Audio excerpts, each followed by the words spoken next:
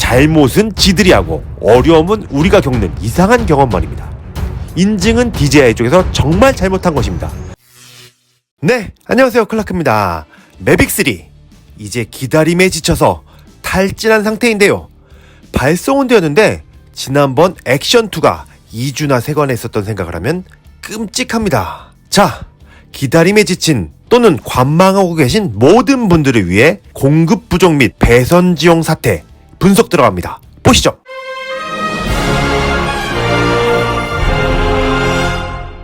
현재 매빅3가 늦어지는 것은 매빅 프로 이후 처음 있는 일 같습니다. DJI는 매빅 에어 출시 이후로는 전자동 생산 공정으로 인해 미리 양산 후 출시를 통하여 시장 지배적 위치를 차지하고 있었습니다. 하지만 이번에는 무리수를 둔 것 같습니다. 4가지 이유를 살펴볼 텐데요. 첫 번째, 이보 나노, 나노 플러스, 이보 라이트, 라이트 플러스 이렇게 출시를 하게 되었는데, 게다가 이보 3까지 출시 예정에 있습니다. 오텔 이보는 CES 수요를 기준으로 신제품을 발표합니다.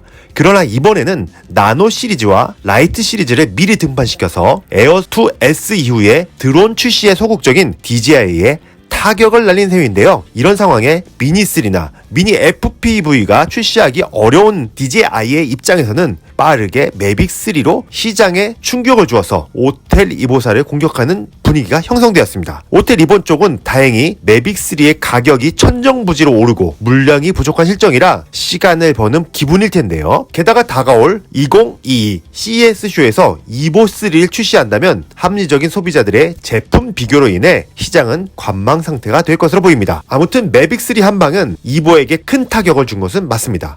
아직 나노 시리즈와 라이트 시리즈가 시장에 제대로 풀리지 않은 상황에서 매빅3만으로도 큰 충격을 준 것이죠. 이에 따라 매빅3는 무리하게 출시를 한 것 같습니다. 두 번째는 대규모 인원 이탈입니다. 작년에도 내부 직원들의 비리와 수많은 공급사들의 비리로 DJI 직원들이 떠나게 되었는데요. 이번에도 어떤 일인지 모르겠지만 오텔 로보틱스사로 DJI 인력이 대거 영입되는 소문이 돌고 있습니다. 이들은 오텔 로보틱스사에서 이보 나노 시리즈와 라이트 시리즈를 개발하는 핵심 인력이 되었을지 모릅니다.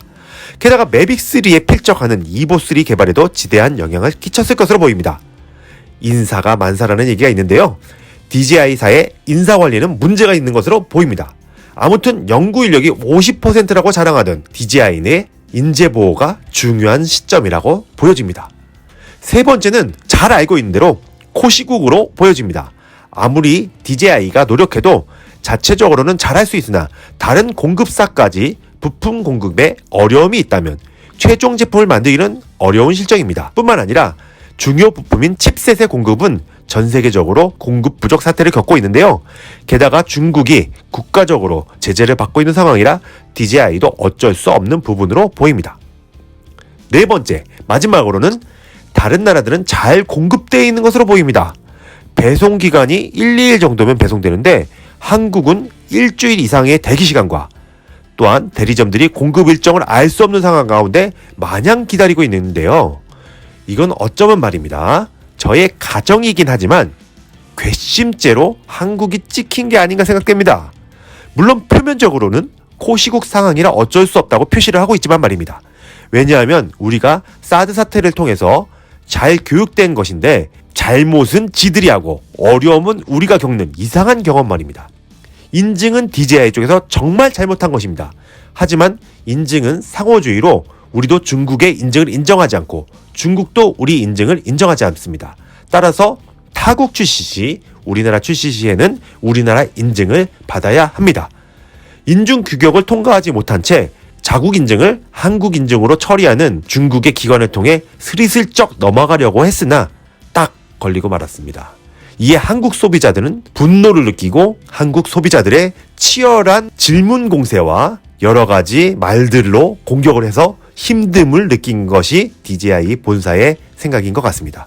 뿐만 아니라 본사의 직영전도 철수한 마당에 배째라는 식으로 나온 것 같은 생각이 듭니다. 아무튼 이 부분은 저의 내피셜일 뿐입니다. 참고로만 알아주시면 좋겠습니다. 자, 언제 도착하고 또한 안정적 공급이 언제 될지 알 수 없는 상황입니다. 게다가 온다고 하더라도 100% 기능을 쓸 수 없는 게 현실인데요. 아무래도 외국 유튜버들의 베타 테스트 장면을 계속 봐야 하는 입장이 안타까운 현실입니다. 자, 시청자 여러분들도 곧 있게 될 개봉기와 사용기를 잘 기다려 주시고요. 지난번 소개하기로 했던 센서와 구조에 대해서는 곧 올리도록 하겠습니다. 이제까지 클라크였습니다. 감사합니다. 구독, 좋아요 잊지 마시고요. 감사합니다.